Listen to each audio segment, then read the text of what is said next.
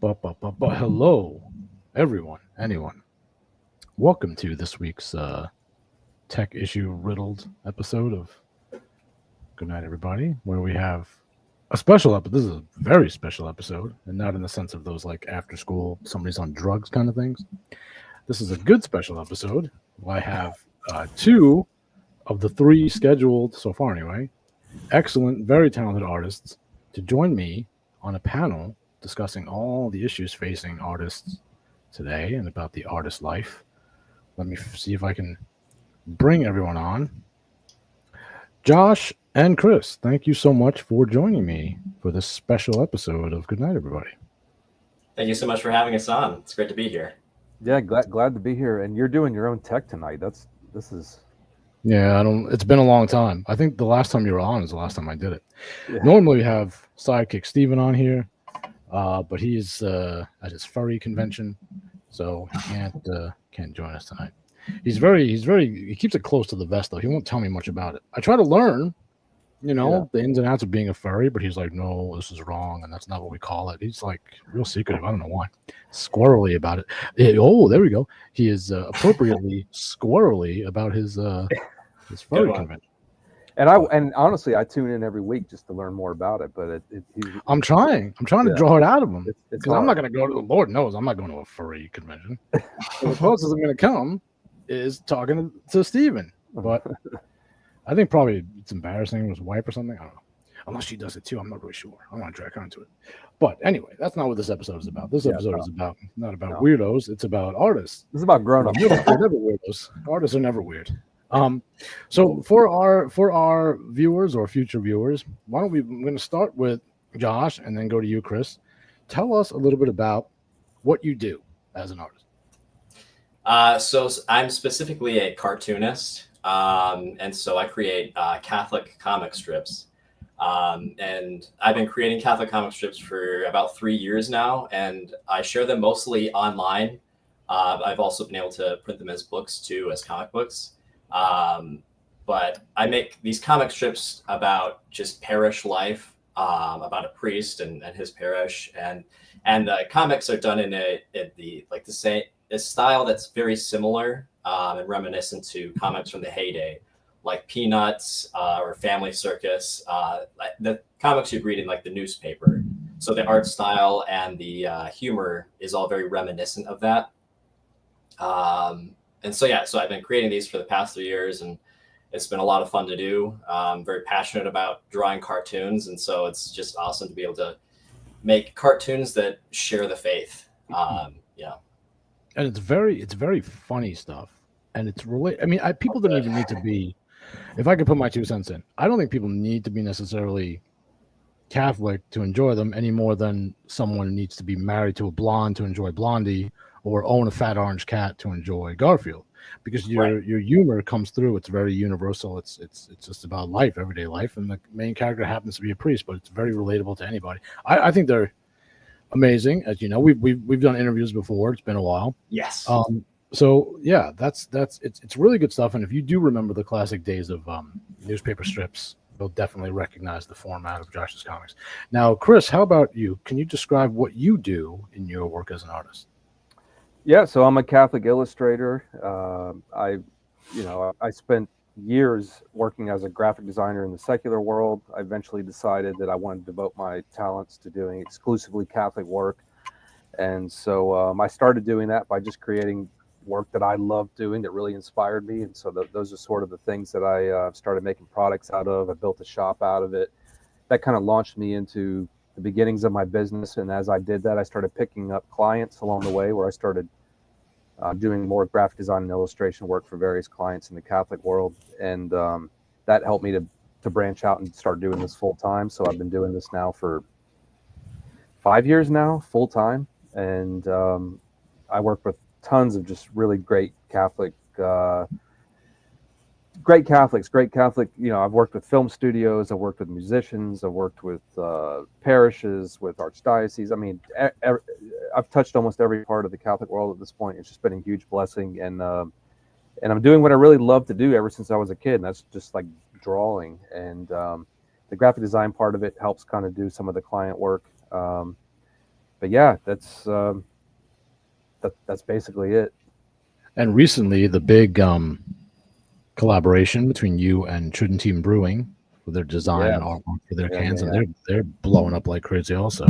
Yeah, and those Um, have been that's been some of my favorite stuff to work on. So there cans we like go. this, I got some tin tackers back here too. Yeah, Yeah. Tridentine's awesome. Actually, they were one of my first clients. We started partnering together early on with licensing, and then it's developed now into doing actually custom design work for their new commercial launch. So that's been really fun.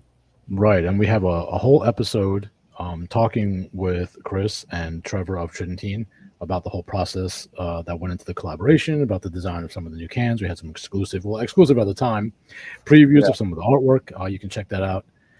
If I remember, I will put a link in the description of this video. Otherwise, just go to the YouTube channel and find them. It's not that hard. Yeah. So you know what? I want to jump right into it. And Chris, this time I'm going to start with you, and then I want to hear from Joshua. Chris, what is the biggest concern for you these days as an artist? What do you see as the biggest issue facing you going forward in continuing and growing in your craft?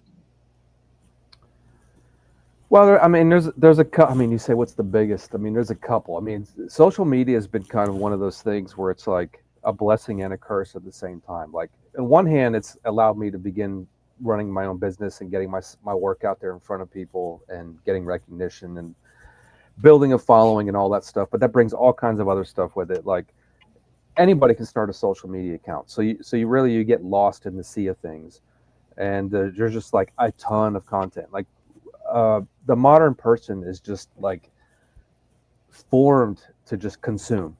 So we're like consuming content all day long, and we don't have much of an attention span. So it's just like nonstop, like drinking through a fire hose, content, and we don't really take time to like stop and like contemplate what we're actually taking in. And I think so. What that's done. So this goes hand in hand with there's several problems, but I think they all go hand in hand. So what it's done is it's kind of cheapened art, especially when you add to that fact AI art. So now you got people that, I mean, there's some accounts that I've seen that have just started posting AI art, and they're kicking out like hundreds of pieces of work in, I don't know, a month. They're kicking out 100 things. I mean, if I'm lucky, I'll draw a handful of things. There are whole Etsy accounts, and this has been the case for at least months that I've noticed, that are selling this stuff. And even sacred art, maybe especially sacred art, kind of your realm. I don't know if you've seen this, but they're making one little tweak to it and calling it their art. In fact, I asked them, I said, "Is this AI?" They said, "Oh yeah, I do a finish of I change a little color here." And so I'm not going to pay. No, look who it is. Yeah, look who has time to bother us from his furry convention. It's sidekick Stephen Garone who says, "Isn't AI art cool?" We're going to get into that a little later on. Well, to your point, this has kind of hit home for me because one of my biggest clients from the past, I haven't heard from them in a while. I'm not going to say who it is, but I haven't heard from them in a while, and I noticed they were posting something recently, and it was AI art. So I'm like, of course, okay. So I feel like I kind of lost something there. And I'm not in this for the money. Like I mean, I do have 6 kids. I got to pay for the 6. Like, I got to raise my kids. I got to provide for the family.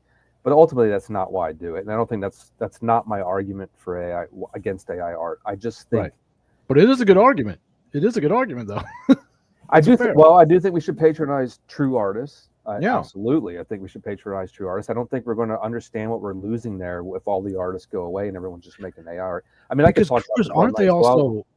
Isn't it a matter of justice just on the fact alone that these AI machines are scouring the internet for other people's actual art? Yeah. That they're then compiling it to their own conglomeration, some kind of nightmare image, usually, without crediting any of the artists that created it. I mean, I didn't mean to get into this so early on, but since we're talking about it, no, you touched my sore point, and actually, you just said something there that was very critical. You said something about like weird images. What did you say? You said weird images or something like that. I said they're often odd. Yes, there's often something. For the longest time, the dead giveaway was too many fingers, too few fingers. Yeah. Well, it's not right? That's one point. So that's not even my biggest thing because eventually AI art will take care of that. Yeah, But my biggest thing is that what people, the biggest accounts I've seen using AI are, and you just like hit several things here. The biggest things they're doing. Hi, Rosie.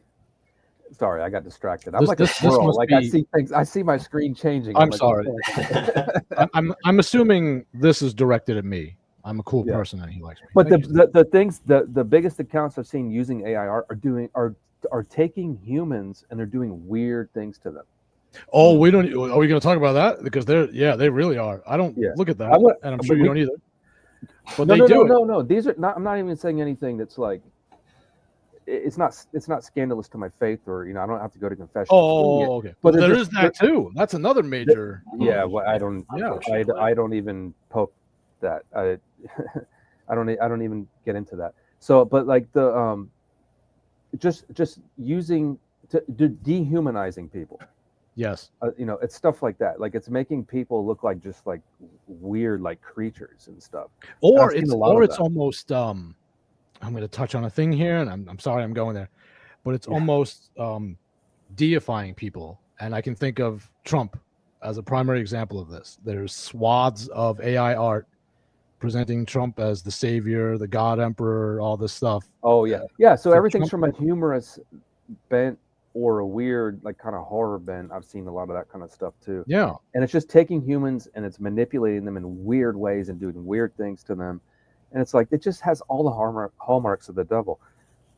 I don't know. I can go down a rabbit hole on that. I'll shut up though. Josh can. No. That's we're going to get more into that. I do want to. Obviously, that was going to be a portion of the discussion. Inevitably, was going to revolve around AI art and our feelings about it. I don't know Josh's feeling about it, but before we get back into the AI, Josh, I do want to afford you the same opportunity to answer that question. What do you feel is the biggest issue confronting you today as an artist in continuing your work and growing in your work and getting your work where you want it to be, whether that be distributing it or breaking into other formats? What do you see as the biggest issue that you face as an artist? Yeah, so this is something I don't think too often about. So my answer is probably not going to be as deep as Chris. But I would agree with AI. AI is definitely one of those things that's just kind of been, rubbing me the wrong way with art, especially because I'm mainly on Instagram. And so, there's tons and tons of AI content out there. And so I mentioned, I'm doing comic strips, right? So, like 4-panel comic strips of cartoons. And so recently, this was during the conclave, I had seen this one account using AI, and I had never seen AI used this way, but it was AI as a comic strip. And it looked pretty good, but it was done as a cartoon. You could tell it was AI, of course. You can always tell so far. Yeah, you can. But I was just really kind of shocked by that. I didn't really realize it could do that. I of course, it's eventually going to be able to do all these crazy things. It's only improving. Right. But I just remember seeing that and being really shocked by that. I don't like it, because I spend time, Chris spends time on his work and I'm spending time on my work. Usually like a comic strip that's like 4 panels can take me like 3 or 4 hours to do. That's a big chunk of time in a day where I have other things that I have to do. And then then I see this, and it probably took this person like 10 minutes tops just to like. Now, did this comic strip, did it contain a joke? Were there words? Or was it just images? Yeah, it was a joke. I think there were words, if I recall correctly. So do we think that the AI wrote the joke, or do you think the person wrote that? I don't know about. Maybe they joke themselves. I don't know. Okay, because I once in a while I'll go and I'll yell at Grok. Don't ask. But I'll like go in there and I'll like call him names and I'll ask a question. He doesn't have an answer. I'll be like, "You're useless, aren't you?" And his response was like, "Ha ha! Oh well, blah blah blah." Like he's trying to be humorous, and I'm like, "Don't even." That is a uniquely human. Most people don't understand comedy. I don't want a robot trying to do it. So I would be even more unnerved, I think, if and when, because I'm assuming it's an inevitability, AI breaks into like comedy writing. Now I know that Hollywood is beginning to, this has nothing to do with art really, but I do know that Hollywood is beginning to utilize AI for script writing and for revisions. Oh yeah. There's something. Go ahead. What were you Well, saying? that's yeah. Well, it's interesting. A friend of mine was just telling me. So we're in Atlanta or the Atlanta area, and Tyler Perry. You guys know him? The big black guy that Yeah, wears a yeah. dress. Oh, does he? I don't know if he wears a dress, but Well, I don't know. you talk about Medea. I don't really. I know the name. Like he's big here in Atlanta. Oh, okay. So Tyler Perry. You did say Tyler Perry, right? Yeah, Tyler Perry. So there. Let me explain to the people at home Tyler Perry.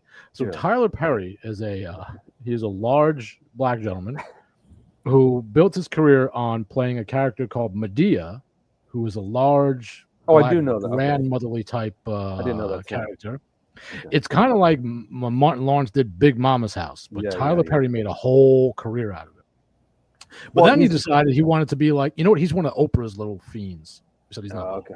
Okay. But then he decided he wanted to be like a serious like film person. So I don't know if he does Medea anymore, but he made his bread and butter on Medea. Anyway, go ahead. Continue your story. I'm sorry. Yeah. Thanks for the backstory. That's actually leading into what I was going to say. So like he's trying to get into serious film. So here west of Atlanta, he was going to.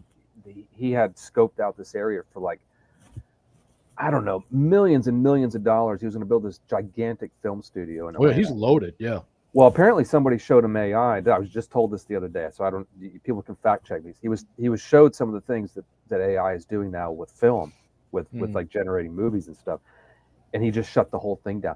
So you just put like I don't know how many people he just put out of work by just canceling that, but there you go. I mean, that's just going to be inevitable when it comes to this kind of stuff because what drives the entertainment industry is not like the love of what's good, true, and beautiful. It's the almighty dollar. So like if there's this is the art world too, right, Chris? Like that's what I mean. I see it in but they've primed the pump, for lack of a better term, because what they've done over the last and Josh, Chris, tell me if you disagree with this or not, or if you've noticed the same thing. Like I you know, being from New York, I used to go into the city a lot and go to art galleries, and the big thing was modern and postmodern art. I'm going to put it in bunny rabbit ears quotes. Yeah, which is slop.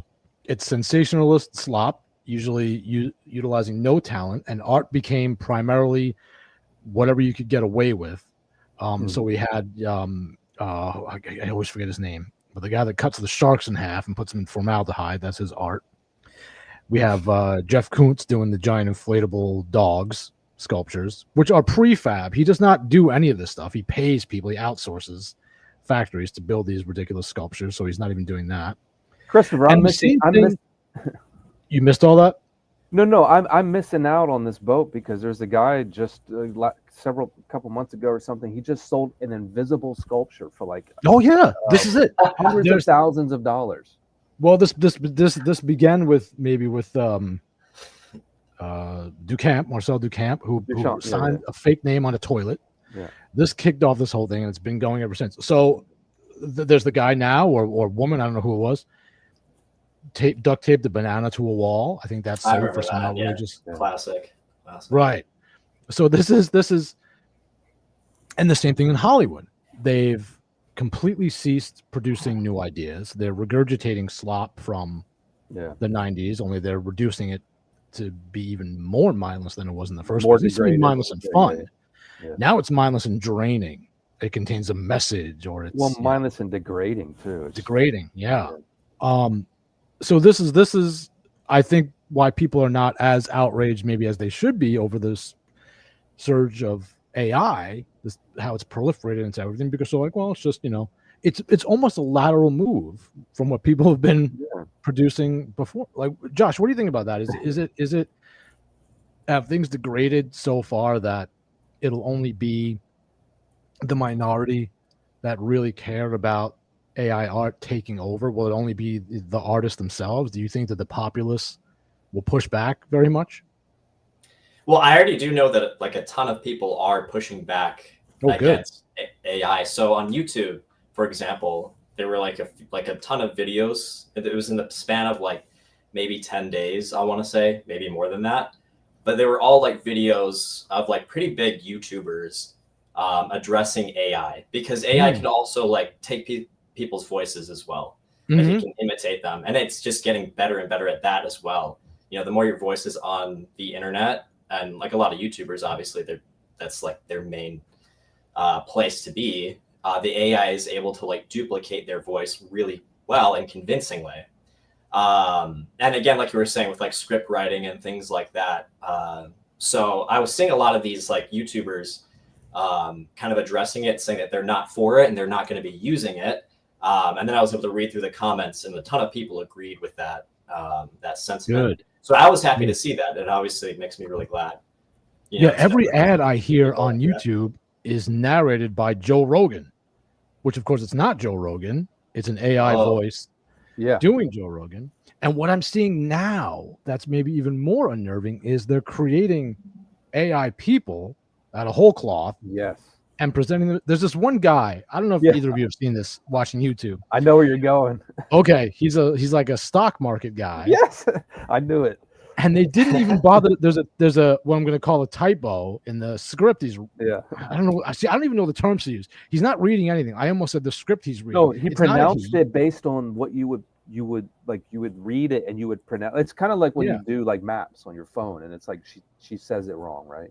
Yeah, exactly. Yeah. He live streams. He said exactly. He says I live stream on Twitch. What the hell? Because but they didn't even bother to correct it. So someone is sitting in India somewhere, I don't know. Yeah. And they thought, well, these stupid people, they're not gonna care about this. They're gonna still think this is a real guy. He just made a slip up. Yeah. And they didn't even correct the. In fact, I've seen versions of that commercial which have been edited, shortened down, parts cut out. They still didn't bother to change him saying live stream instead of live stream. So they're like banking on people's complacency and stupidity. And I'm still afraid that's just going to like proliferate out through everything. That's it. Chris, what do you think, Chris? No, I'm with you. I wish I had the optimism of Josh. I do see people kind of like pushing back against it, but if I just look at the general public, most people are just like, yeah, whatever, keep giving it to me.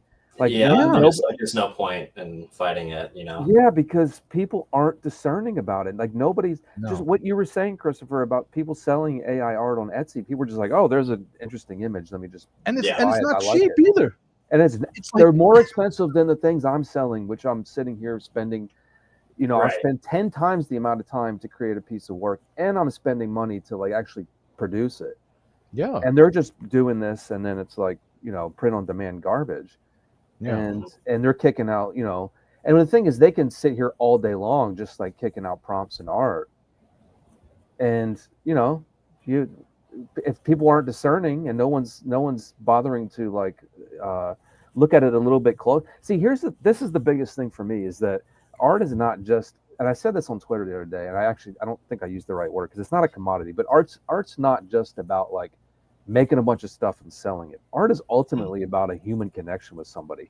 When I'm interested in my favorite artist, I am like interested in every aspect of like who the person is, the types of stuff they draw, their whole mentality, why they. Did I just turn my mic off? I just turned my mic off. No, you're good. Okay. Why they put a line in a certain place a certain way, and like those little things fascinate me, and I will sit there and I can stare at it.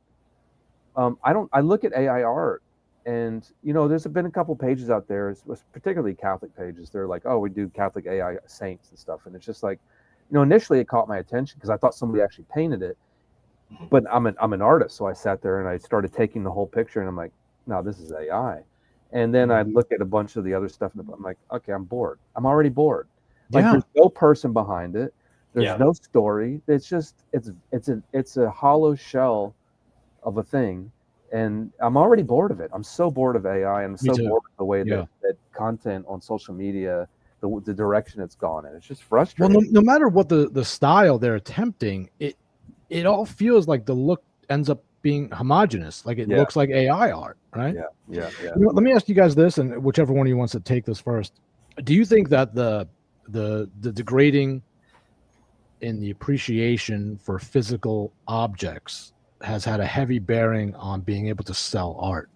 So what I mean is, so many people, especially younger than me and you, Chris, Josh can maybe speak to this a little better, but they've become accustomed to reading books on a device, listening to music on their phone, streaming somewhere, watching movies, on a desktop or on a tablet.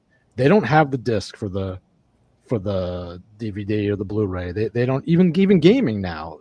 You just download your games right onto your console.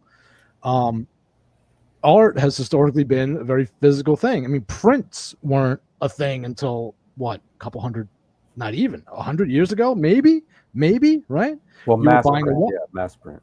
right. You were buying almost a one-off, in all instances. So now we have infinite replicability, which is what made me crazy about NFTs, right? The whole like their inherent value, supposed inherent value, which is non-existent, is infinitely replicable. Has this now translated into all art? People just want an on-demand. I don't have to worry about where to hang it. I own it on my phone, or I don't care about it because I can't do anything with it on my phone. I have to find a place to put it. Or, I mean, do you understand what I mean? Like, is the whole fact that the physical item is not valued anymore, and all these other aspects of the artistic, music and film, and is that a problem for art and for making a living as an artist? Who's anybody? Well, I'm still trying to think here. Okay, yeah. But I think that, well, I mean, I personally, I appreciate things actually physically having things. Right. So I can see what you're saying there. And I'm obviously, I think I'm looking at this through like a very optimistic viewpoint. I think it's just because, but I see a lot of people online too who like share my sentiments of like, they also like art that way, having it physical. So again, what I'm doing, I'm mostly showing my art online, but I wanted it. I would rather have it be something that it's as a book, something that someone could actually own and flip through. That's what I would prefer it. That's how I want that art to be shared, more so than just like online. I guess if that's kind of what you were saying. Yeah. No, it definitely is. Yeah. Well, that's encouraging to hear. Chris, what about you? What do you notice? And is it something that would even bother you? Are you fine? Would you be fine if going forward, the vast majority of your art was sold in digital formats? Does it matter to you if someone owns physical items that you've created or had a hand in creating, or which contains your actual artwork? Yeah, it's interesting because I'm kind of walking like both sides of this as an artist, because on one hand I'm not a fine artist. I'm an illustrator and I'm a digital illustrator on top of it. So I think about like Norman Rockwell is one of my favorite illustrators from the past. Yeah, sure. Yeah. And he kind of grappled with this idea. I remember reading once that he had this idea that he was kind of like a hack, because he was a commercial artist.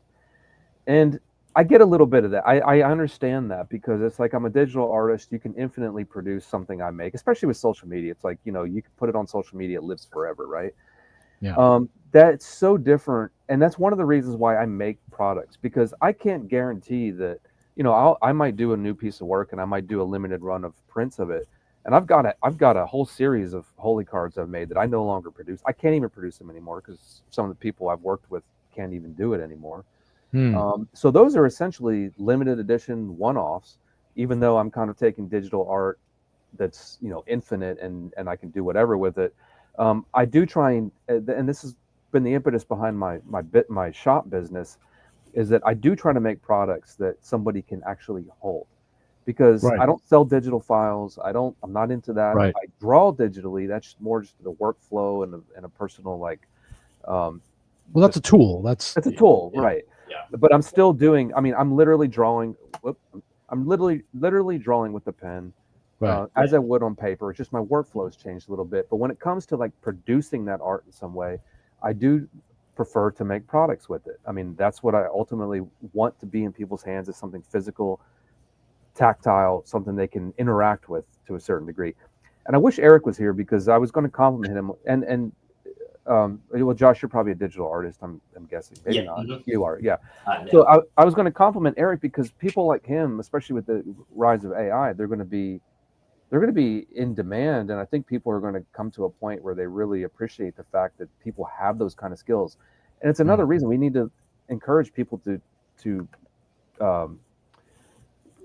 exercise those skills, because it's that type of art that goes up into churches and sacred spaces and things that's created in a one-off and it's a limited experience that you actually interact with at whatever parish that eventually finds its home in, or whatever house you go to where somebody's hanging a one-off painting. That's very special. That's even above what I'm doing, I think. So ultimately, I think there are degrees of I don't know, like significance or importance, especially if it's sacred art. That's something that's created for a church. Yeah, we were meant to have Eric Armusic, the very talented Eric Armusic, with us tonight, who was an incredible. He creates these large scale brush to canvas paintings, often of religious art, but he's also doing a whole series based on Dante's Divine Comedy, which is quite an undertaking. We talked to him about that, and again on a previous episode of the show, which you can find in the list of shows. If I forget to, because I will forget to put the link, so just look for it. It's fine. But I was trying to have as many different diverse work styles and approaches as I could on this episode. So Eric was meant to be here to represent the kind of, like I said, the brush to canvas style of art, and the very serious kind of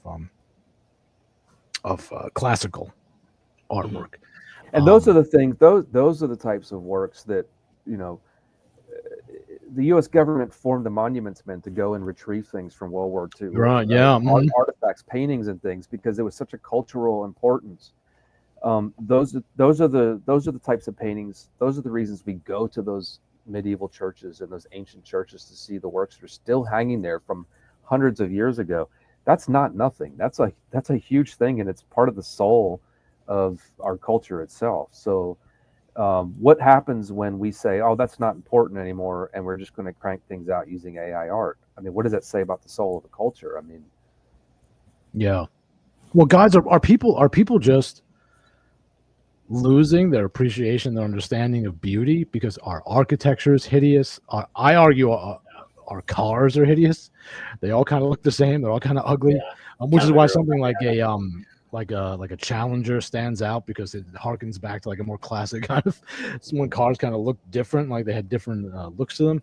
Our artwork is either hideous or AI, or which is AI is often hideous. People just not care about. Maybe they don't know what beautiful is anymore. It's been so long since they've seen anything beautiful. Is this a big part of the problem? And if it is, what do we even do about it? Well, you said, are we losing our appreciation for art? I think it's deeper than that. We're losing our appreciation for what it is to be human. The human is the only thing in creation that can actually look at something and represent it in a creative form, in the same way that God does. I mean, obviously not ex nihilo, but we're taking matter and we're reforming it into something, and we're creating. We're the only creatures that can do it. And we've just lost, as humans, we've kind of lost what it means to be human, how distinct and different we are, and how much those things elevate us. Because ultimately the art is supposed to point us back to God. It's supposed to be true, it's supposed to be good, and it's supposed to be beautiful. And we lost sight of that, and art has just become, with all the commercialization of art, it's just become, no, we just make a lot of images, sell a lot of stuff. Yeah. And it's just, that's the way that's the way that humans are formed now. We don't have anywhere where we can go and sit. When people used to listen, this is a different form of art, but when people used to hear music, they primarily did it live in front of people performing for all of history. And then, as that technology developed, and recording, and then home recording and all this stuff, and I even say this is somebody who does that for fun, but it's just changed the way that we interact with creativity and with beauty. And I think it's deeper than just, oh, we've changed on our preferences for art. I think it's that we as humans have lost something. We're lacking something very deep and profound. I think it's why people aren't as disturbed by Elon Musk as maybe they should be, because we're slowly moving into all being transhumanist by default. I mean, if you're on the internet all day, guess what? You're essentially part machine already. So when he wants to stick a chip in your head, you might be like, man, might as well just have it in my head, like it'll be easier. I don't have to find my phone anymore. That's one of the most frustrating things about just the advancement of technology, is that how quickly we are as humans to just step in line and say, yeah, me too. I want some of that. It's like we never pause to ask, what are we actually doing, and is this good or bad? We're just like, oh, What it's are a we new giving thing. up? Let's consume it. Yeah. What are we giving up? Yeah. Mhm. Yeah. Is shift gears a little bit. Is scarcity important in the art world for artists? Like, in other words, the Mona Lisa is exceedingly valuable because there's only one Mona Lisa. It's one of the reasons anyway. It's not the most beautiful painting. It's not the biggest painting. There's only one of them. It means something to people, and that contributes to its value. I would argue. So, is scarcity something that inherently is important to the value of pieces of art? And this goes back to, again, the possibility of endless replicability of things. Is it important to Chris, like you said, you'll do limited runs of something, though you could produce an infinite amount? Mm-hmm. You will often restrict it. Is it because you would agree that scarcity matters? Oh, I think it matters. I mean, so the products I make, I work with craftsmen. I work with print shop craftsmen. I specifically spend a lot of time researching and testing different people to see like who was good in their craft, right? So the t-shirts is a good one where like my shelves here, these are usually full when I do a stock. They're almost empty right now. If I do a run of t-shirts, I have a print shop where I work with people that are extremely talented at what they do, and this is all about going back to like God's given us certain faculties and capacities to be good at the work we do, and I think it's important to like not only support those people but like interact with those people on a human relationship level.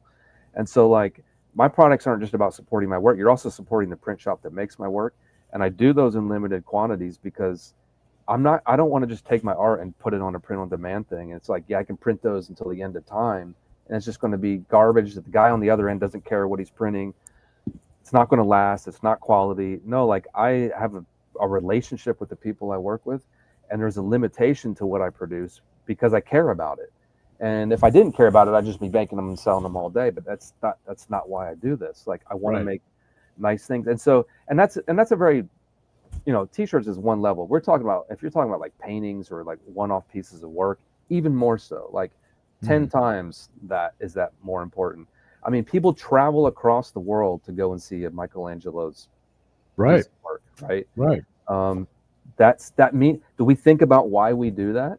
Why can't you just go down the street and see? Even when people do like a knockoff of like Leonardo's David or something, like when they do some kind of, it's not the same. Like I want to go see it. I want to go see it in the context it was created in. I want to go see where it lives. I want to see every little etch that the artist put on the sculpture and things like that. When people do that, though, when they do those knockoffs, if they're doing them with their own hand, it doesn't bother me as much as this AI stuff, because at least they're recognizing that there is something exceptional about that original piece, that they want to steal a little bit of it for their own creative endeavors. So that bothers me less than AI just replicating. Yeah, I did.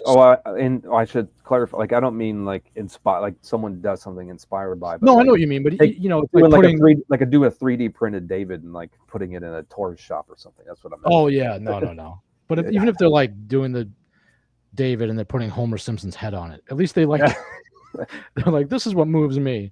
Homer Simpson's head on the David. Yeah. Josh, you've put out 2 books now. Unless he's not frozen, is he? Is he frozen or just not moving? I keep thinking we're.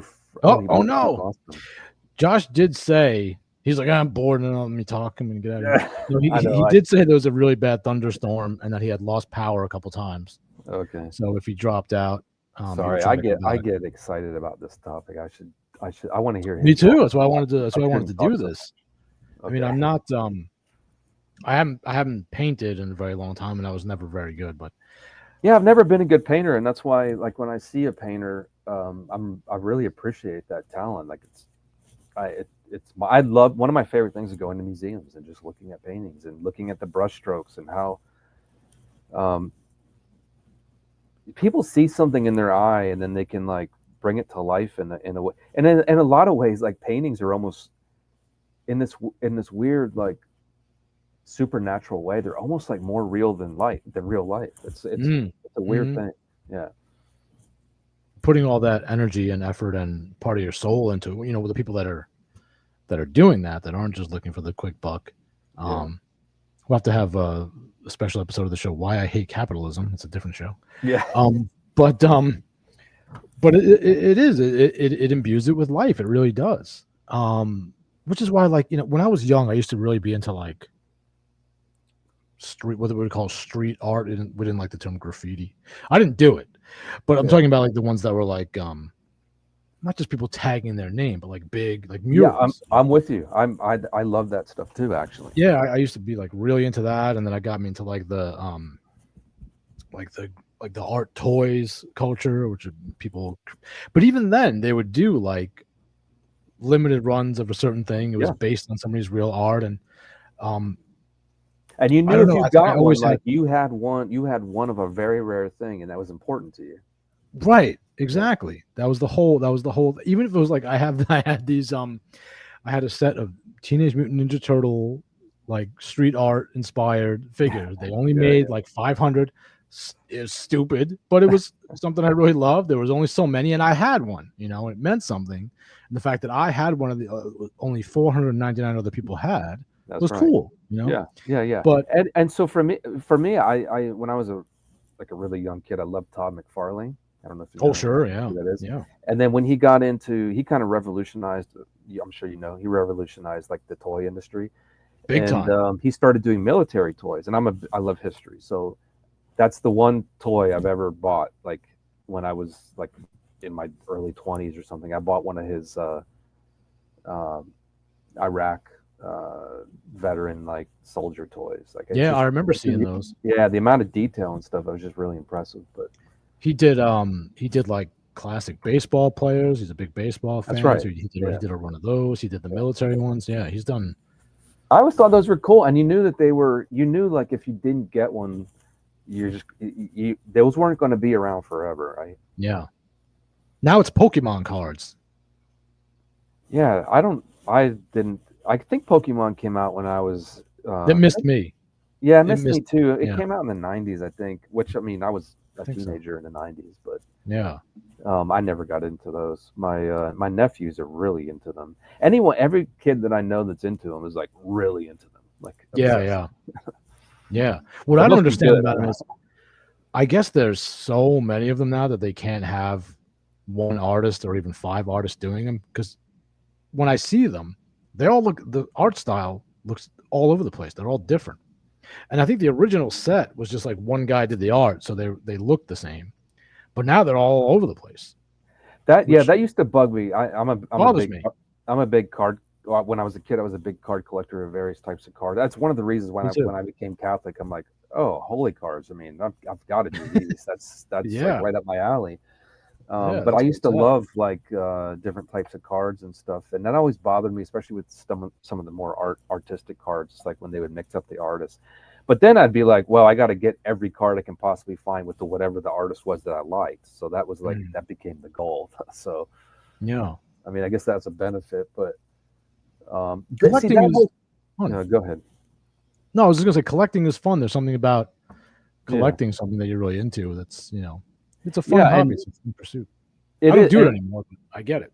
Yeah, I don't either. I don't either. But I live around a lot of really old antique stores, and I love going in those. And I mean, I can spend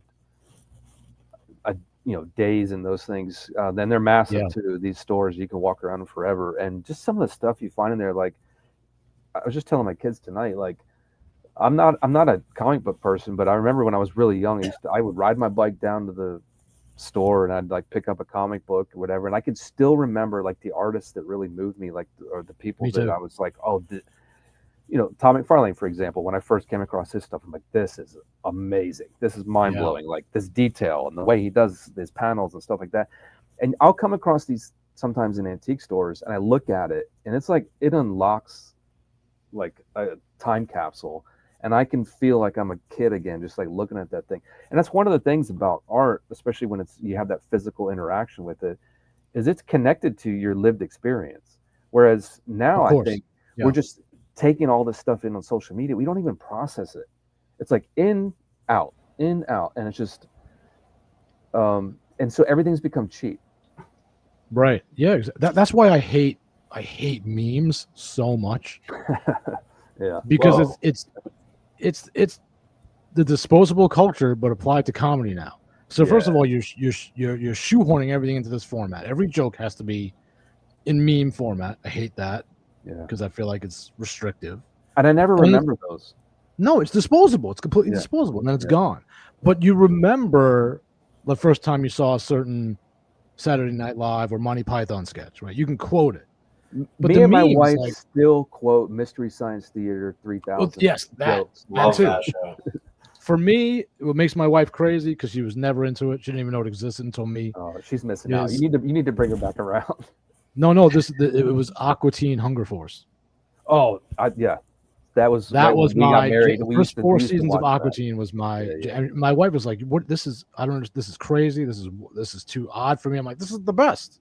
This is the funniest show ever." That was my favorite. Adult Swim in those days was amazing. Oh, the man, it was the just off the hamburger hook. one. What was the hamburger? Aqua Teen Hunger Force. That's Aqua Teen Oh, Hunger right. Force. No, I'm Master thinking of Shake C. I'm and, thinking of the C one. oh, yeah, I know what you're talking about. And even What is those, the way they did them, So, like and Space the way- Ghost. yeah, Space Ghost was awesome. There was one, yeah, Space Ghost. Oh man, you're bringing back memories.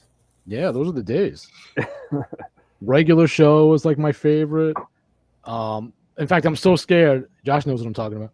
They're Love it. relaunching it, and whenever they relaunch anything I really love, like they're relaunching King of the Hill and Regular Show, and I'm terrified. I was nervous about Regular Show too. Yeah, the relaunch Yeah. of it. Yeah. I don't know that one. I don't know. It that. ended so. Oh, you don't know Regular Show? And You it's gotta so watch good. Regular Show. Yeah, that cartoon It's was like my childhood. Yeah. Incredible. What It's era so- was this? Like, I can't wait for my daughter to be This able was to like watch Regular Show. Earlier 2000 era. Yeah, early Okay. 2000s. Yeah. Regular Show. Cartoon Network. Yeah, I don't know So how I good. missed that one. Oh, it's amazing. They finally released the complete series on DVD. For the longest time, it was not available. They never released it, and they finally put it out, and it's so good. All the characters are so well formed. The storylines are incredible. It does the thing that I appreciate with long running cartoon shows, which is they don't have cartoon amnesia. You know how so many shows, like when we were growing up, especially Chris, like when the episode ended, it reset the next week. Like none of that Yeah. stuff happened. Oh No, this yeah. This has continuation stuff. Like Mhm. it's as if they're existing. It's so, and I love that. It's Yeah. really good. But I don't know why I started talking about that. But I don't know, it was a good why did I rabbit start talking hole. about that? Huh? It was a good rabbit hole. It makes me wonder, like, so the concepts and all of the writing behind those was so strong, Yeah. and the art was intentionally just like cheesy. So it makes you wonder, like, are people just going to be like, well, we'll just have AI? I mean, that's Well, what that's people are South Park's saying now. fault, right? Like Oh, South yeah. Park really minimized the art for animation because it was just two guys. They didn't know how to animate, so they did paper cutouts. But and, they were this is still not- doing it, so I still appreciate that. Yeah, exactly. And the time crunch that they worked under. If you've ever seen, there's a documentary. I can't remember what it's called, but it's got the guys and Bill Hader, and it's just about how they make an episode in a week and how insane the time crunch is. I can't remember what it's called, but it's worth watching. I mean, I don't watch South Park anymore, but that documentary. I don't know, but you brought up documentary, so you got me on something else that I think was interesting in this past couple months, because I watched a documentary on I'm not gonna be able to say his name, but the guy that did Studio Ghibli. Oh yeah. Oh yeah, Miyazaki. Yeah. Yes. Yeah, Hayao Miyazaki. Yeah. So I watched that documentary because obviously you guys, I'm sure, know that, like, I like that guy because he hates everything. That's I find that endearing. I kind of Especially AI, actually. Yeah. Yeah. Well, that's the thing. So this really bugged me because I didn't know what I know what it is, and I'm kind of familiar with it, but I don't know that I've ever watched any of his films. But I appreciate that stuff. And when I came on Twitter and Instagram one day, and I'm like, why is everybody posting the same? This made me really upset too. And me actually, too. Yeah. Because all right, I started seeing it. I'm like, okay, this guy put, like, this famous person did it. Okay, what's going on here? So I started researching it. Oh, it's an AI thing. And then I'm like, okay, well, where did this come from? And that's when I found out about the Studio Ghibli thing. And I'm like, what was his involvement in it? Did anybody even consider the fact this guy spent his entire life developing his craft. And he's his even art. he's leaving on record said that he is totally against AI, Yeah. which is what I think is like the ultimate salt in the wound. If he Everyone's saw using that, it. Salt in the if he wound. saw that, he probably had an aneurysm if he saw that on. Oh yeah, I'm sure, absolutely. Yeah. I didn't even see that until after I started digging into it, and I'm like, even worse. And I said something about it on Twitter because I don't. This is again one of the things. It's like, oh, it's the new thing. It's like everybody, let's do it. Yeah, everyone's doing And it. Yeah. no one understands that you're ripping this guy off. Yeah. He's the one Yeah, person seriously. that gets a pass from me for hating Tolkien, just because he hates everything else. So I'm like, all right, that's on brand then. It's okay. Yeah. But yeah, That he really hates infuriated. AI. It infuriated me, but I think more than anything, it depressed me because the guy's old now. Especially, I watched this documentary. I'm like, man, that guy spent his life doing this, and we all appreciated this thing he did, and they were going to take it, commercialize it, abuse it, wear it out, and now nobody cares about it. Yeah, no one cares anymore. It's just we're all Right. tired of it. It was fun for like a couple weeks, and now it's just Right. no one Yeah, cares. it's part of the disposable culture, and he hung on doing animation in that style long after everyone else abandoned it. Disney doesn't do it anymore. DreamWorks, they've all moved on to digital. They've all moved on to motion capture, whatever. He was still doing it the old school way long after they had given up on it, and it means everything to him. Yeah. So to just take that and create something completely, and you know what the other thing is too is like people, you mentioned like big famous accounts doing it. Yeah, people that should know better get swept up in these trends. They feel like it's part of the FOMO of social media. People feel like if you're going to continue to farm engagement and you don't jump on every single trend that comes along, you're not relevant. You're going to miss out. Yeah. Or you're not relevant. Like you're not doing the thing. So it's why I'm not good at social media. I have no following because I can't. I have enough integrity to not want to do that. Like unless I find something genuinely funny, I will not play into it just to be part of the thing. No, I agree because when I first got on social media, what attracted me to it was that I was able to find people that either had like an interesting perspective on things when it came to Catholic commentators, or artists that had a unique kind of like style and body of work and things like that. And I was really interested in following that stuff. But now it's just everything's so diluted by the fact that it's kind of been geared towards, well, anybody with a phone can now just get on and use one of these things. And you're just as good as these people that have spent their entire lives devoted to honing a craft, or like, when it comes to people who know like Catholic history and stuff, who have like studied the things. Now like everybody's an apologist. expert. Yeah, everybody's an expert. That's why when the Pope started, I just was silent about the Pope because I'm like, don't know the guy. Yeah. The Pope stuff is crazy. Yeah, I'm like, I don't know who the guy is. I don't know what's going to happen with the Pope. I don't need to have a comment on it. Yeah. Well, the thing that happened with X, Twitter, is the same thing that happened with YouTube, which is once people start figuring out what farms engagement, then it just becomes homogenous. Yeah, it's why there are 50 million. What they care about. Yeah, that's all they care about is getting those clicks, especially when there's monetization involved. Then you just want to do whatever's the most expedient for getting you to the level where you're going to pay out. And then you continue to do that. It's what happened with YouTube first. That's why there are so many. There are like 50 million of the same type. There's like 5 types of channels on YouTube. And there's 50 million of each of those 5 types. Used to be prank channels. Then it became like, these comedy talk show things, like people just sitting down and trying to use as many swear words as they can in 50 minutes with their friends. Yeah. But they figured out that, okay, people are engaging with this and it's making them money. Same thing in the Catholic world. It's all the gloom and doom. I mean, we know the big names, right? They're just constantly complaining about no solutions, no calls to personal piety. Or if they are, they're like just a little offhand throwaway at the end of the 3 hours of complaining. But it's the 3 hours of complaining that's drawing people in and making the money. And it's the infighting that's drawing people in and making the money. Yeah, and those conversations are good on the small scale when you're like with a bunch of your friends. Yes, that's what they're meant for. Or whatever. Like, great, do that. But that's the thing with the internet is it's just made everything like. I hate to be somebody who's like on here railing against the internet because there's a lot of things I do. I hate it mostly. Go ahead. Yeah. Yeah. Well, I mean, no, I mean, there's a lot of frustrating things about it. So then the question is, okay, well, how do I use this in a dignified way? And so I try and, I guess, keep my focus on that. But I mean, it's difficult not to get swept up in some stuff. I've even been caught. I need to have a straitjacket sometimes on Twitter because it's just like It makes me so angry. I can get caught up in this stuff too, you know. If I wasn't trying to promote this, oh no, he's gone again. He's gone. He didn't like what I said. He's like, I'm not talking on here. Getting out of here. He did incriminate himself. Josh, can you hear us?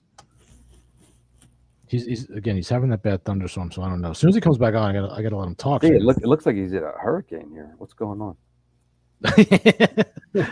Yeah, he said it was bad thunderstorm. He's in the eye of the storm. It says he's there, but oh no, now he's totally gone. How many people watch this? Is it just you and me? Nobody watches this. Nobody watches this. It depends. Like the biggest episode I did, it was the first episode I did, and it was big because I had Father Ripperger, Exorcist Father Chad Ripperger, and I had Boss Rutan, UFC legend, Hall of Famer, actor, speaker, Boss Rutan, who are both I could say my friends, especially I know Boss better than Father, so because his father's so busy, but I talk to Boss more often. They were nice enough to come on together because they're good. They're like good friends, like in real life, like hang out, really good friends. And I was like, first of all, that's so funny because people would never associate them if they didn't know any better. Yeah. But they have the same sense of humor. Like if you talk to them behind the scenes, they're. So I was like, this will be great. This will be a great show. It'll be so much fun talking to two buddies talking and me being there too. And I had to go out of town. My wife had to do something for her job that was out of town. We were staying at a family member's house. I was like, okay, that's fine. I'll do it from there. And he put me in his little office. It was so echoey on my end. It was unlistenable. So as big as it was, which is pretty big, it should have been, you know how Father Ripperger videos go. They're enormous. It got like a 100th of what it should have gotten because of the room I was in. Just sounded awful. But that was your best. I'm gonna have them back on. In fact, I'm aiming to have bosses in the new movie called The Smashing Machine. It's about this guy that was a very well known at the time, old school mixed martial arts fighter. This is like before UFC really took off. And Boss is playing himself in this movie. The Rock is starring, and it's got like a lot of big names in it. So I want to have him. Oh, Josh is coming back. I want to have him back on for that. But yeah, it didn't do. But the average episode, I don't know, 50 people maybe. Josh, sorry, this keeps happening. I'm so sorry. It's okay. Is it the power? Is it the storm? I think it's the storm. Yeah, I'm pretty sure. It is. Well, I want to ask you before it happens again. So you put out. I started to ask this before, and then I think you dropped. You put out 2 books now, if I'm correct, of your strips. What went into the decision to do that? How has it been going? And how important was it for you to have your books collected in a physical format? So I 2 books now. The second one was just released back in November, this past November. And so I wanted to do this because this was something I grew up reading comic books, like collection books, Calvin and Hobbes. I think most people probably can relate to that. The big books of like Peanuts comics, just all of those comics. I had them as books and I would read them all the time, me and my siblings. So when I started making my own comic strips, that was something I always had kind of in the back of my mind, was eventually I would want to gather up, once I made a decent chunk of comics, to try and make a collection of my own to sell that. And again, I kind of mentioned back before, I like the idea of having physical things, something you can just have, especially for kids, because, kids don't usually have phones, or at least I hope not. But that was something that was really meaningful to me, was just having that as a kid, just a book full of comics, and I would bring it to my bed and I'd be reading it during the night. So there was that, there was that personal connection. If I had that growing up, and there was that I wanted. Again, I wanted to have something physical that I can give out to people, and so it's not exclusively online. Just so I can reach more people, younger people and older people who are not online either as much. I don't like reading. I found some comics that I find pretty funny, and I often come to them late, I guess because I'm old. and they'll have like a back catalog of hundreds of comics, and they're like, oh yeah, they're just online. And I'm like, oh, I can't be bothered. Like, I just can't, because then it's like, okay, let's say I read 50 of them right now, and there's 4,000 left. What do I even do? Like, I got to remember which one I left off on if I come back to the website, or like if there's no bookmark function. It's just a pain. If I have a book, well, I stick a note card in the book where I left off, and I'm fine. Oh yeah, that's something that whenever I see other comic strips online, that's usually one of the first things I think. If I like what they're doing, the first thing I think is, do they sell a book? Because I want the book so I can read through it myself. Instead of having to like scroll through to read through them. Yeah. So, I had the entire Garfield library when I was a kid. That was love Garfield. And they put them out in the format of comic strip. They were long and narrow. Mm-hmm. Yeah, I had all of them. I could just go and read them like I had them. He's had something of a resurgence. We have a comment here. I don't know anything about this. So it says, Josh, Catholic lo-fi is awesome. Well, Chris, isn't that you? You're the Catholic lo-fi, right? Or no? I do Catholic lo-fi. Oh, you both do. You both do. Oh, I didn't know that. Okay. Oh, do we both do it, Chris? Do you do Catholic lo-fi? Well, okay, so Catholic lo-fi, like the official title is Matt Fradd's thing, right? Is that what we're talking about? He's sort of the producer, I guess you could say. Okay, yeah, I mean, so you do his Catholic. That's you.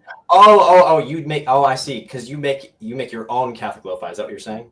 I've made music since I was a kid, like a teenager. But in recent years, when the Luce thing came out, I was like, oh, that would fit good in some of these videos. So I started doing. It's not lo-fi like his stuff, but it's like. So are you doing Matt Fradd's stuff? I do the animation work for that. Yeah. Oh, okay. Oh, yeah. I should have realized that, shouldn't I? No.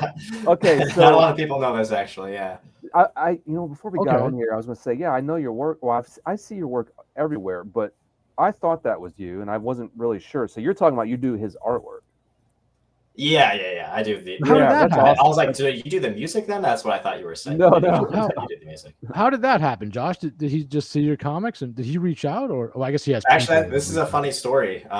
So this was actually the year that I started, and like right around the same area that I started making my own comics. It was a big year for me. Like me and my friends kind of joke about 2022 because a lot of like big stuff happened in our lives at that point, kind of a turning point. But I altar serve at Mass regularly, and so I get to know the priests and stuff really well. And the pastor of my parish one day, like he knows that I can draw and all that. He came up to me once and he was like, "Do you know who Matt Fradd is?" And I had no idea who Matt Fradd is. At that point, I'd never heard of him ever in my life. Well, maybe we should explain to if there are any non-Catholics, because I know I have to keep saying this. This is not technically a Catholic show; it's just a talk show. And because I'm Catholic, a lot of my friends end up being Catholic, and they come on, and then Catholic stuff comes up.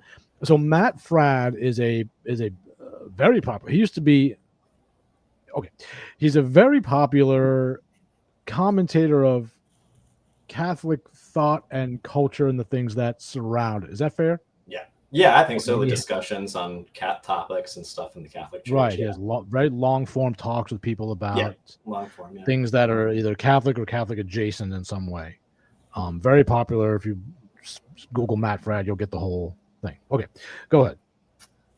Yeah, so I never heard of Matt Fradd before, and then my pastor kind of told me just a little bit about him. But then Matt Fradd had like put out something, I think, that he wanted to start a Catholic lo-fi. And I knew what lo-fi was. There's like Lo-Fi Girl is like the biggest thing on YouTube in the lo-fi world, the lo-fi realm.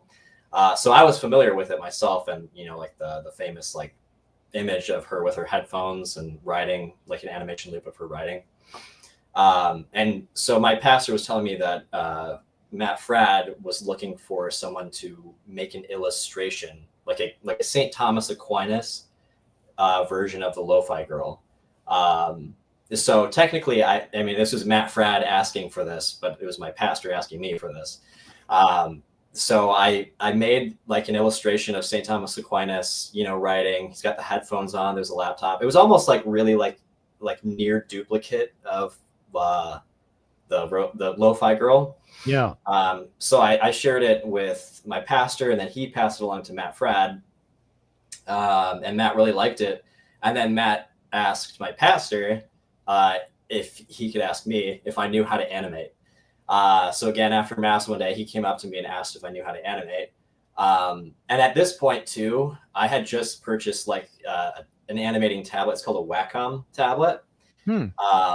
Because I was interested in learning how to animate. So at this point, my animation skills were really just like stick figures. That was the most I could really animate. So I was like, yeah, I guess I can kind of animate. So then I got in contact with Matt from then on. I was emailing back and forth with him, and then he kind of explained that he wanted an animation like almost exactly like the lo-fi girl, of how she's just writing, turns the page just over and over. So it was really like I can't believe still that I was able to figure out how to make something like what I did. When I look back at it now, I think it looks really bad. But for the time being, again, I didn't really know how to animate at all. I was kind of just like learning things as I went. I was just researching YouTube, how-to videos for using the animating software. But after that animation, Matt really liked it. And so he wanted to just keep me on board to continue making animations every time they make more music and stuff. So the latest animation we just did was of Blessed Carlo Acutis, who will be Saint Carlo Acutis at some point. Sure, yeah. Mm-hmm. But that one, so it just came out. I'm really proud of how it came out. He's like typing on a keyboard, and that was the first time I animated typing on a keyboard. So, wow. Yeah. So does this mean that we're going to see animated versions of your comic strip sometime in the That's near what I future? want to do. That's what I really want to make, like an animated, again, because the comic strips are supposed to be like nostalgic in a way, like the style, right? And I grew up watching like the Peanuts specials. Me so too. I thought it'd be really cool to make like an animated episode and do it like in that style to like be reminiscent of like Charlie Brown Christmas, but with my own characters. So. And what would you just put that up on YouTube? Would you try to look to get it on a network somewhere? I mean, what would that? Yeah. So definitely I put it on YouTube. Matt Fred even said that he'd like plug it. He would show it off, awesome. Which I thought was really cool.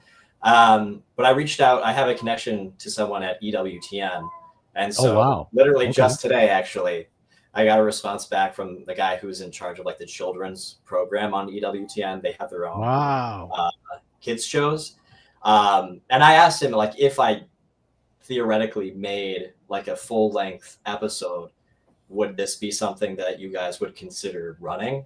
And he said that they would definitely like check it out, and if everything was well, if they liked it, they would run it. So that was really encouraging. That's amazing. Wow. I hope that all goes through. I would love to see that animated version. Yeah. Because that was the first thing I thought of, was reminiscent of the old Peanuts cartoons, which my daughter watches those. Like we limit her screen time, like almost like I'm a Luddite and screens don't exist. She barely watch. And the great thing is, she's not that interested. Like she'll watch something. Usually it's like on a Sunday. I'll let her watch something after Mass, whatever. And like half of the time, like halfway through, she's like, "Let's go read a book. Let's go play outside." I'm like, "Oh, this is good." She's not like addicted. Yeah, that's also imagination is one of the best things as a kid.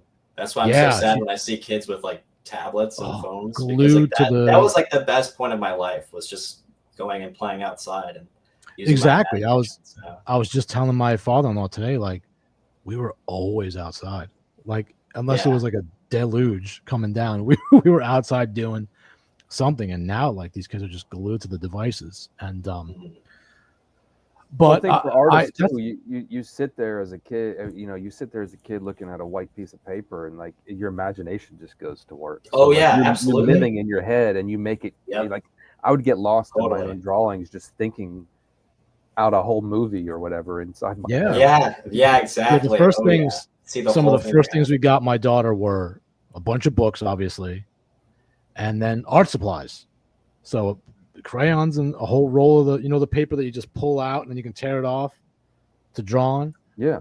We got her a whole Okay, big roll of that, and as a consequence, like, she loves drawing and painting and doing chalk on the easel now. And you got to foster those things. Like Chris, you're a parent. Like, this is. Do you encourage your kids in the art? Like, do they want to be like dad and be an artist, or are they like, I don't want to do what dad does? Because you're gonna get a little of that probably. Yeah, so I was just about to say, actually, if you give them access to those things, kids will inevitably, every kid will do it. In fact, I read a book once from a guy that would go around, this was years ago, but he would go around to like schools and he would talk to kids of all grades, and like he'd go to kindergarten and he'd be like, who here wants to be an artist? And like all 20 kids would raise their hands. And then, a year after, as he would go to like first grade and then second grade and on up, by the time he gets to middle school, you might have like a couple people who would be like, yeah, I want to be an artist when I grow up. By high school, he's like, maybe you'd find one. So one of the points of his book was like, we all have that creative capacity or like interest at some like basic level as a kid. I just think that a lot of kids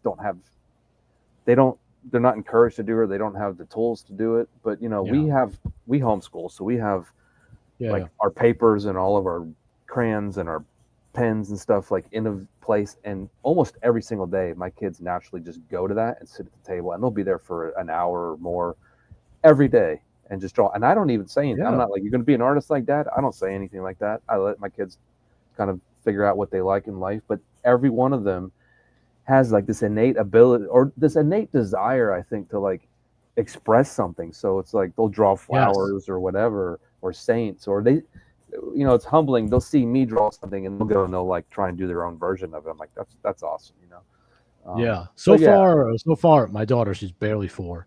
She wants to be a baker nun.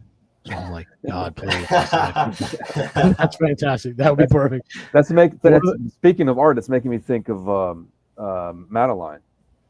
Yeah, sure. Baguettes and nuns. Oh, you know what though? I gotta tell you, I found this out. I do too much research, maybe. So the guy that created Madeline was like a creepy weirdo. Oh, don't tell me. Okay. Yeah, and that's why in some of the stories, if you have like do you have the complete collection book or whatever? No, we have a few when my first. Okay, it was just because there's one with like the gypsy magic and all, like, he's got like weird stuff in some. Okay, because I thought the Barbar had some of the same stuff. Babar, yeah. Well, Babar got bad when his kids took over. The guy died. Okay. And then his kids did like way more books than he ever did. We love Babar in this house. But after the first like 4 books, it gets wonky. And same thing with Curious George. So there's the original guy, Curious George makes me nuts, but whatever. But because like every Curious George book, my daughter and I have a running joke now because it says like, this is George. He's a good little monkey. And my daughter and I both go, because he's always messing everything up. But the same thing happened. There's this company in India that took over Curious George. It's called Vipa Interactive. And they put out like giant books of Curious George. They bought the right. They got like the format down. Like George goes a place with a weird yellow hat guy, messes up everything, fixes it on the back end. People reward him. So like, well, we can do that. And they made like 10 more stories. But the original guy only did like 6, I think. There's a box set you can get. Okay. And why was I talking about this? Oh, because Madeline, the weird stuff. Well, it's interesting. Yeah. So an Indian company bought the rights to Curious George, or the rights to do the book, and then I think another company got the rights to do, because there's like an animated series too. I think there's been 2 animated. Well, there's the one from like I was young. There was a Curious George cartoon. Yeah. And then there's one from like 10 years or so ago, I think. And then there's another one now. So I think the rights have been sold on and on and on. Okay. But as far as the books, as far as I know, it was this like Indian Vipa Interactive was this company that started doing the. So Josh, maybe when you're sick of making your comic strips, you sell them to Vipa Interactive, and they'll put out books for you. No questions asked. No problem. So I'm curious, Josh. When I see your work, I love your work, by the way. And you were saying you didn't think that the Catholic Lo-Fi first animation was great. I thought it was awesome. I think. And I know your style is so definitive at this point that I'm like, I know who this guy is. So it's nice to actually, get to talk to you on here. But do you I've always, when I've seen your work, I'm like, oh, it has like a vintage kind of nostalgic feel to it. Was that intentional, or? Yes, yeah, it was Yeah. intentional. Yeah, because Okay. it was just to make it look, more like it was. It was something that you could you could imagine it being from a newspaper like back in like 1960 or something Yeah, like that. yeah. Yeah, Because I think that it has absolutely. like appeal to people who are older too, who actually grew up with those things.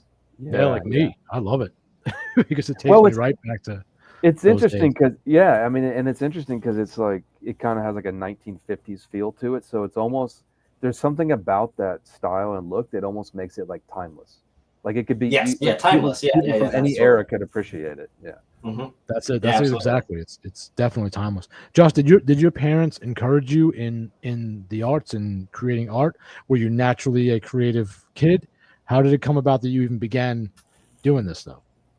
Yeah, so my grandmother on my dad's side and my dad himself were both artistic.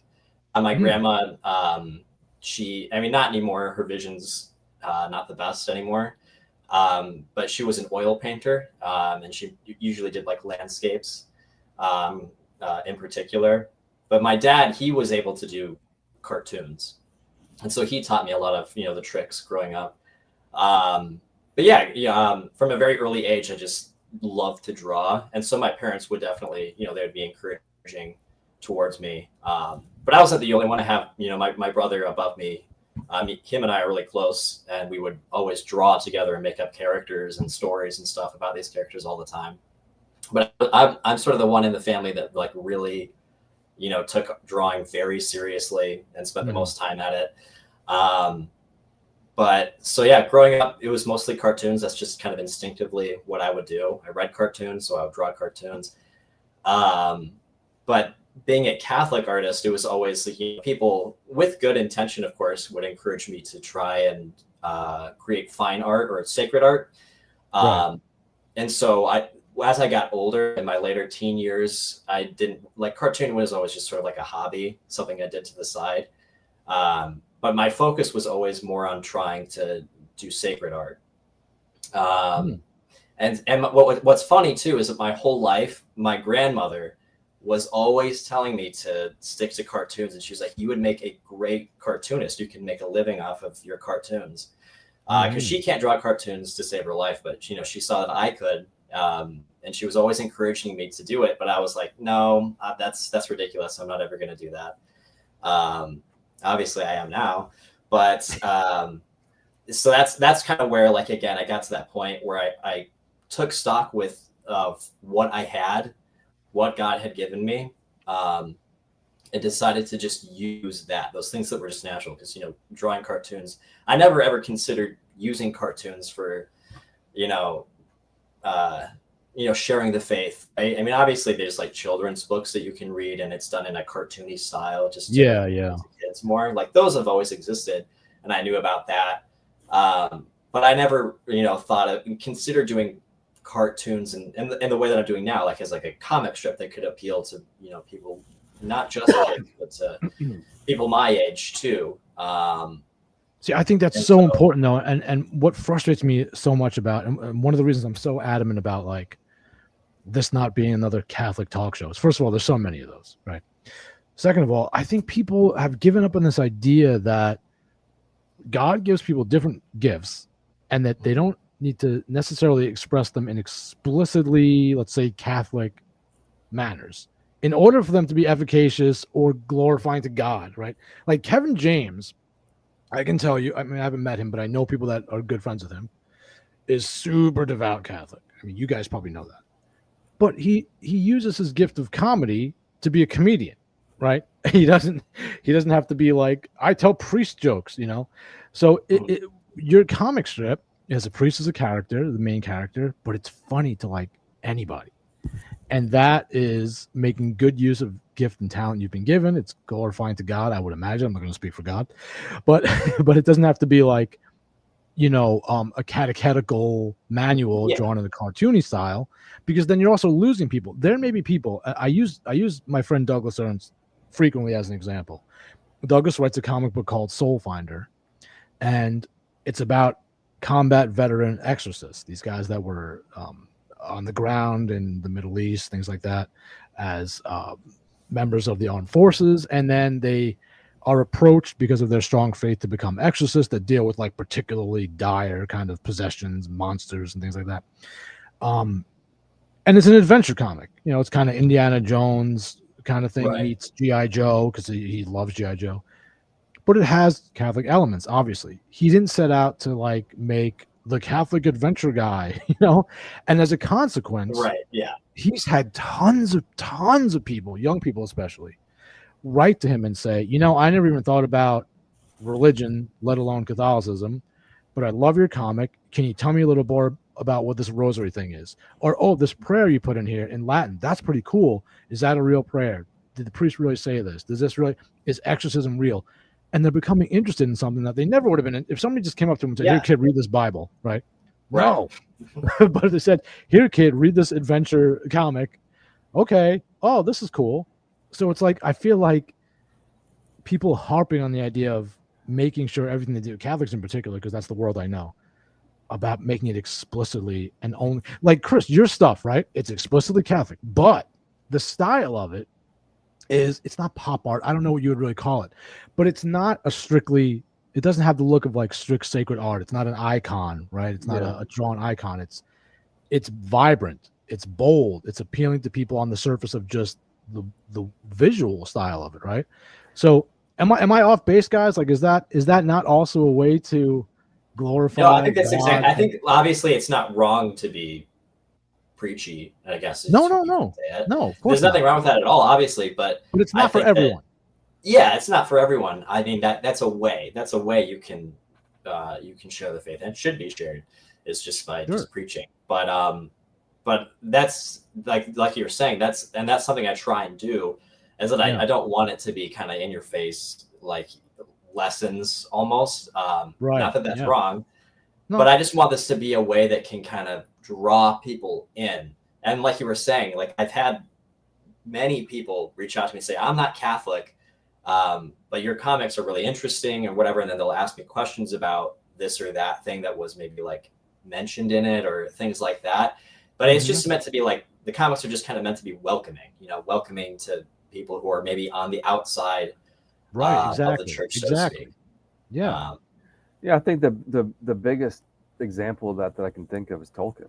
Tolkien. Yeah. Oh yeah, exactly. Yeah. It's not on the face Catholic, but there's kernels of truth that, permeate the entire story. And those are the things, I mean, what's good, true, and beautiful, those are going to be the case whether it's explicitly Catholic or not. Like if that's put into a story, it's Catholic. Like if it's good and it's true and it's beautiful, it is Catholic. You don't have to say that it's Catholic. It'll just speak to the heart. Exactly. Yeah, that's an excellent point. I mean, and artists and writers used to understand. I mean, Tolkien, Graham Greene, C.S. Lewis, who also did his it wasn't Catholic but Anglican. But he did do his apologetics writing. But Narnia and the Space Trilogy are loaded with those ideas without smacking you over the head with it. I feel like we've pulled away from that. Yeah, this is why. Gosh, what's the guy's name that he did all the oh my goodness, I'm blanking on it. He did all the books and the movies about like the end times when people would be raptured. Oh, Left Behind. I don't remember. That whole stuff. Like it. This is why the Protestant stuff is so terrible, because it is like they're preaching or lecturing to you. Yeah. And it's like there's no art to it. Too sometimes, and there's no art to it. It's just, and those were and it just reminds me of like being a kid, and you'd have the guy come up to you and just who didn't even know me and was like, "Hey, you want to go to church with me?" And it's like, you want to go to church? Can't relate to that. No, they would do this all the time, because for them it was just about putting a stamp on the getting the kill stamp. Like, oh, I got another person to go to church with me, and it's like, here, then come and preach you. Like, that's not going to convert anybody. I don't know. I mean, and if it's the odd person that will be, it usually takes like someone so adrift and grasping for port that they'll grab that. They just want something. Yeah, anyone that's just like going about their life, they feel like they're fine, right? They're not going to be swayed by that. But you can capture them with art, in whatever form it takes, and you can subversively put those ideas in there. And as you said, I was going to say it if you didn't. Yeah, Tolkien was he's the exemplar for that kind of thing. Well, and if you do it right, if you do art correctly, and you do it in a way that bypasses all like the mental gymnastics of arguments and all that kind of stuff, and headbutting with other people about what's true or not.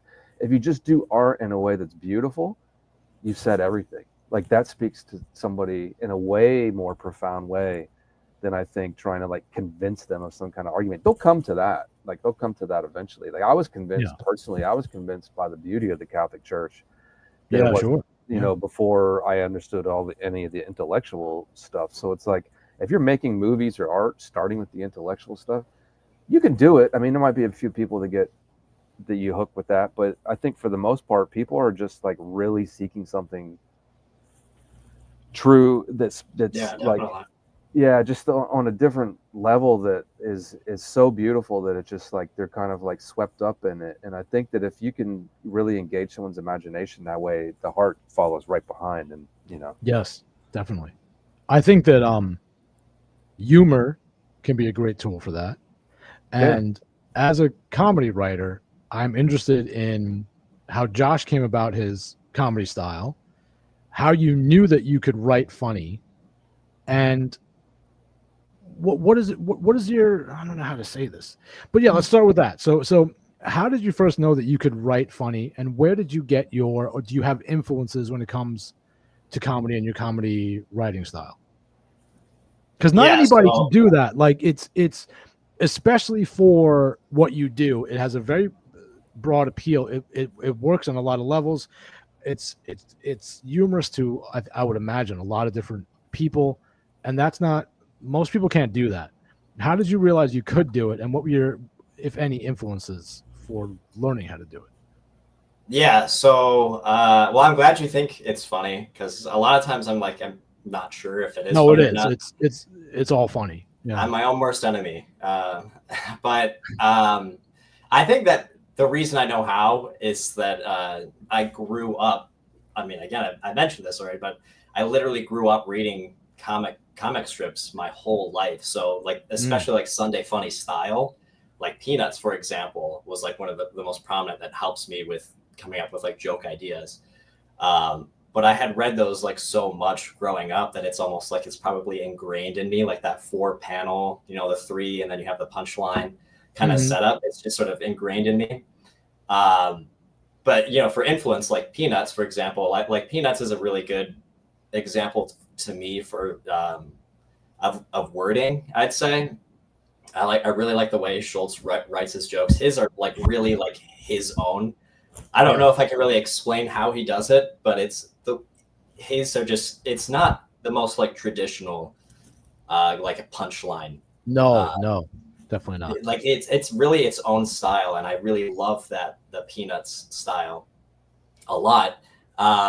But I also appreciate in comics too, like a slapstick kind of humor, and it's important too for comic strips because it's a visual medium, right? That you can see some action too, and that like that kind of humor too. It's easier to get for anyone. You don't even have to speak the same language, and you can kind of get like a slapstick joke. If it's based entirely off of visuals, people can get that.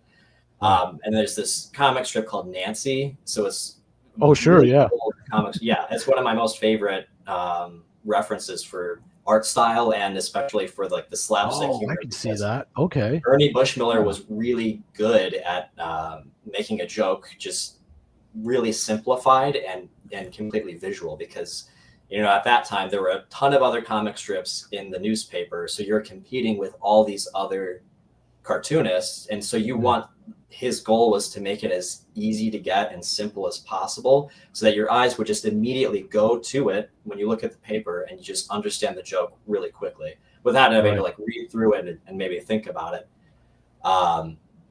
So those two have just been kind of my biggest references and inspirations for coming up with jokes and things like that. I could see that. Have you read any? You ever read any Crazy and Ignatz? No, no. Have you heard of Crazy Cat and Ignatz Mouse? I know Crazy Cat. I know Crazy Cat. Yeah. It's from around that same kind of era, and same time period. Yep. but a little more out there than I think the Nazi stuff.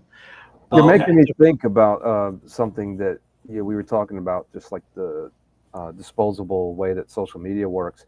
Mhm. And you were just talking about like having the funnies part of the paper. And I can remember being a kid and going and getting my dad's paper so I could pull the funnies out of it. Yeah. And Yep, me too. you knew that when you got one of those papers, like that's what you were getting for the week. You were getting Yeah. those comics, and you would just sit there with them and take in every detail of every comic. Yeah, it makes it more enjoyable. Yeah, exactly. Yeah, it wasn't like, oh, I'll just keep going for an infinity. It was like, Yeah. this is what you have, and you would spend, Yep. so much quality Absolutely, time yeah. with those things. So That's a great point. Yeah, you poured over it because that was it until next Sunday came along, yeah, and then Yeah. you would get another one. But that's why the book fair at school was so enjoyable for me, because that's when I could get a new Garfield book, yeah. and then that would last me like a month or whatever.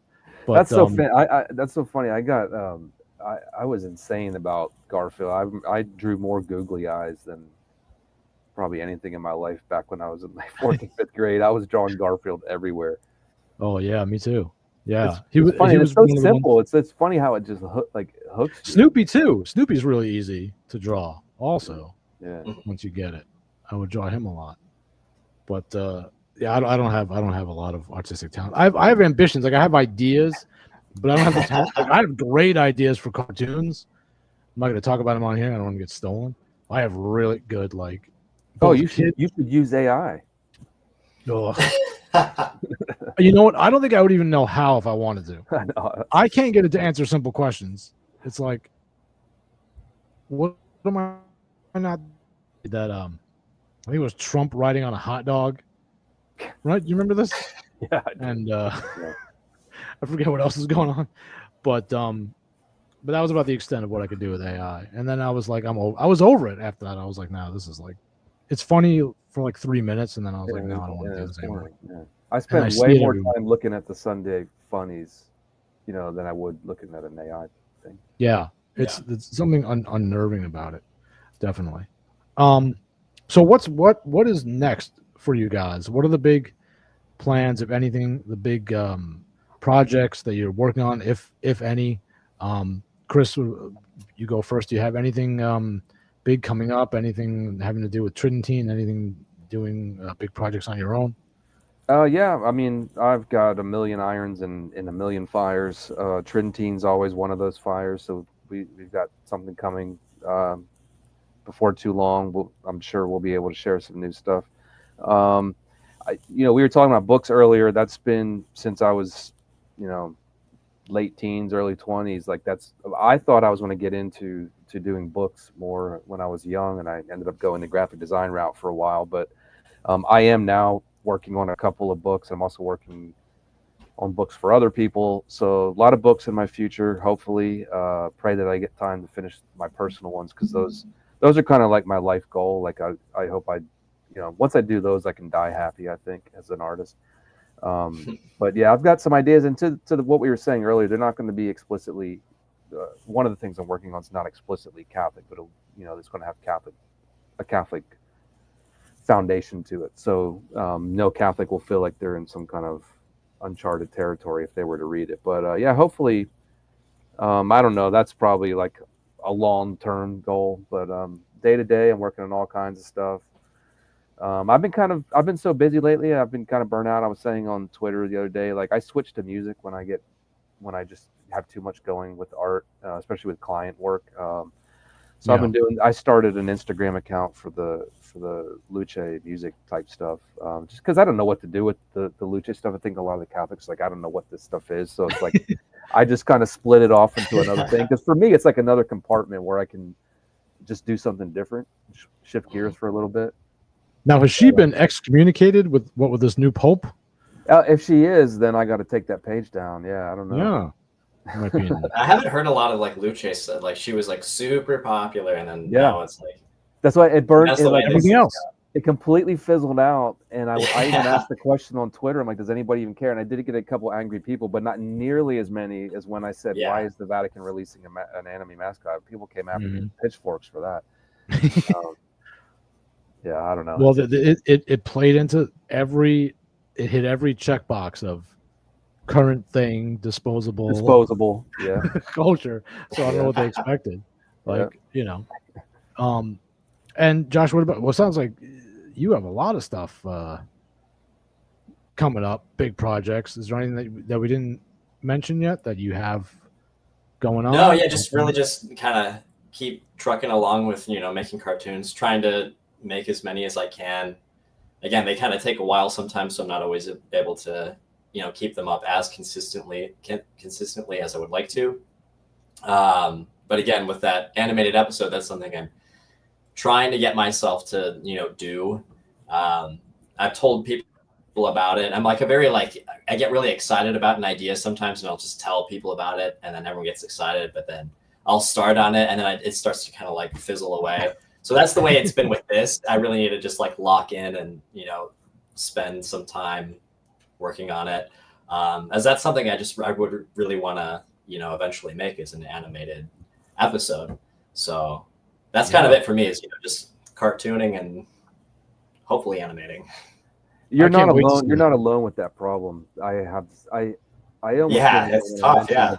Yeah, I almost didn't even want. I never tell people what the books I'm working on are, because I know as soon as I say it, it's like, oh, it's done. I'm never. Yeah, it's like a curse. Anytime you Yeah. say it to people, it's like that's why, like, yeah, there's times where it's like I have to like hold back until I'm sure that I can deliver this. I made that mistake with this animated thing though. So That's gonna happen. I'm excited to see when it does. I know All right, it'll happen. Yeah, it will. Just maybe one or two more questions, and then we'll wrap this thing up, because it's gone longer than normal on purpose, because I wanted to talk to you guys, and hopefully you guys will come back whenever Eric is available, and we can have that 4-way discussion about bring his perspective in on it too. But okay, so Chris, I'm gonna start with you. If you could go back in time and set yourself up to do anything, would you still choose to be an artist? I mean, it's so much a part of just like who I am. I can't even think about what it's would even be like to not. It's just, you can't separate that from me. So like if I lose my sight, or like the ability to use my hand, I don't know what I'll do with myself. Like it's just so much a part of me that I mean, I have other interests and stuff, but it's definitely the one that's been the most constant and continuous throughout my life, and it's the thing that like keeps me engaged and energized and excited, and I just love to create and share. I just there's not really anything else that consumes me like that. And Josh, what about you? Would you set yourself up to do something else, or would you also choose all over again? Yeah, well, I mean, it's kind of similar. It's just that, I mean, what I love most, I mean, I love drawing, obviously, but what kind of drives me to draw in a lot of ways too is just my desire to like make characters and stories and to share that with people, kind of entertain people in that kind of way. So obviously I want to stick to drawing, and I would love to stay drawing, but if I had to do something else, I think I would do writing, because that was something I considered too growing up, because I used to write stories about characters and stuff. I wanted to write stories, like my own kind of Lord of the Rings stories. So I could see writing being another thing that I would be interested in, pursuing, like writing stories about characters and things, sort of similar to Tolkien. But yeah, really just, just drawing it's like Chris was saying, it's just a huge part of me. It's like almost my identity in a way. So I don't know how I would live without it in a way. Yeah, that makes sense. Well, I'm a tremendous fan of both of you guys. I think you both know that. I'm so grateful whenever I get to speak to you. It's been a real treat and pleasure to get to speak to you concurrently. Like I said, next time we'll hopefully get Eric on here too for his different perspective. He's a very serious kind of guy. So I was trying to see if he would put up with my nonsense for an hour and a half, but we'll find out in the future. And thanks again to you both. Is there anything that we didn't talk about in this episode that you wish had come up? Is there anything that you would like to add before we start to sign off? Either one of you. I think this was a really good, honestly, a good conversation. I mean, for the parts that I was there, excusing the fact that I cut out twice. I did wonder. I thought Steven might be here. I was wondering if we were going to talk about cows tonight, but no, we're there's a moratorium on cow talk apparently. Okay. On the show. He's had no new cow. I don't want to say attacks. He's had no new interactions of an interesting sort with the cow. So at least, or he's been smart enough to not tell me about it anyway. Yeah, I got you. Well, if you ever want to have cow talk, I have cows too, so we can talk about Oh, is that right? Did I know that? I don't know if I knew that. Cow I don't talk. know. Oh, that could be a spin-off show. Cow Yeah. talk. Yeah. Cow talk. Cow talk. That would be good. You know, we had another guy on here that I'm a little bit friendly with. He's a musician. He has a band, and I had him on to talk about his new album and everything. Yeah. And he just wanted to talk about Steven's cows because he's like an LA guy. He's like an LA musician, you know, so he's very much in like that kind of city, like hip life. And he was fascinated by Steven's cows. Yeah. The whole time, that's all I wanted to talk about. I'm fascinated by them too. I only get what I hear on the show, but I want to have. Well, you said you have cows, I do have cows. but you're fascinated by Steven's cows. It's because of the weird things that Steven does with his cows. We don't have to talk about it. That's what it is. Yeah. Well, now what happens is his wife hangs out in the background, I think, to make sure he doesn't say anything crazy anymore. Because I'll see her move every once in a while, and he'll like look over his shoulder, like, "Am I in trouble?" That's So funny. it's like having the NBC censors in the hallways on SNL, telling you what you can and can't say. That's what got Norm fired. But anyway. No, I appreciate the banter between you two. That's good. Yeah, he's all right. He makes me crazy, but he's good. You know, my only personal interaction with him has been about AI, actually. So he's got the wrong idea. That was a check against him when we first talked. So yeah, he made that whole. He likes it. He likes it. He did a whole. It was making me crazy. He did a whole stream of AI images before they elected the Pope. Of different celebrities as the Pope. Yeah. And he just kept going. Yeah. Like over and over. There was like 30 of them. And then he wanted to show them on the show, and he showed a few of them on the show because he was so excited about them. And I was like, I disavow this completely. This is irreverence. I'm no part of this. And he just thought it was like the bee's knees. He loved it. He's like, those are the biggest tweets I ever did. Did you know that?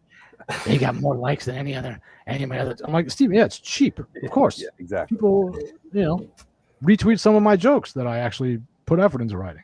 No, and my AI popes. I had Mr. T as the Pope. Isn't that hilarious? No, not really. No. People liked it. People like spam, Steve. I mean, what do you want from me? Yeah, I don't know if I don't know if we can help him. I don't know. I don't think so. No, he's a good guy.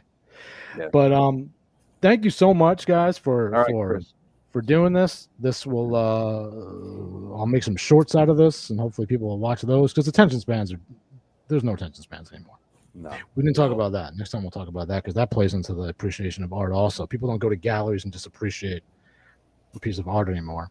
Yeah, because they have TikTok videos to watch. So I don't know.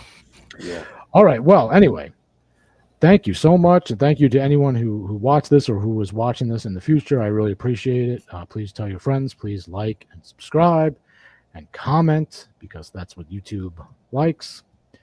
And for now, it's time to say, good night, everybody. Good night, everybody.